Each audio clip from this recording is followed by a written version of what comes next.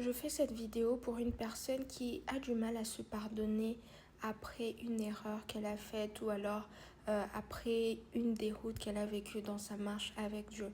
Alors tu dois savoir que premièrement, ton erreur n'a pas étonné Dieu.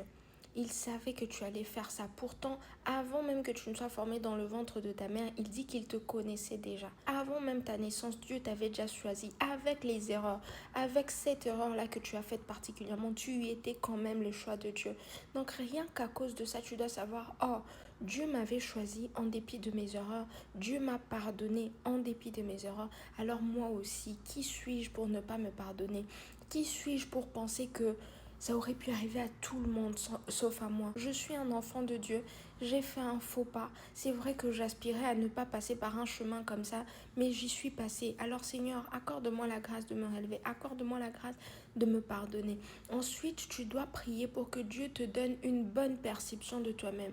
Ok, tu es tombé dans le péché, mais tu n'es pas sale. Dieu dit que tu es saint. Dieu dit que tu es saint et c'est au travers de ses yeux que tu dois te voir. C'est quoi l'identité que le péché t'a donnée?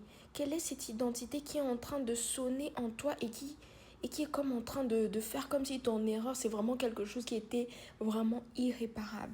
Il faut cerner ces mots-là que le diable t'a donnés, ces noms-là qu'il t'a donnés au travers de ce péché et les remplacer par l'identité que Dieu a de toi. C'est ça qui est la vérité. Tu n'es pas quelqu'un de sale, tu n'es pas quelqu'un de médiocre, tu n'es pas quelqu'un qui n'en vaut pas la peine. Non, tu en vaux la peine. Dieu t'aime plus que tout. Tu es quelqu'un de saint, tu es quelqu'un de propre, tu es quelqu'un d'aimé par Dieu. Il faut que tu en sois conscient. Et ensuite, ce que tu vas faire, c'est que tu vas tout simplement te confier pas en ta capacité à ne pas retomber, mais te confier dans le sang de Jésus. C'est par le sang de Jésus que tu es capable de ne plus retomber là où tu es tombé hier. C'est par le sang de Jésus que tu es capable de te pardonner. C'est à cause du sang que tu es capable de rebondir, de marcher à nouveau, de te relever de là où tu es tombé.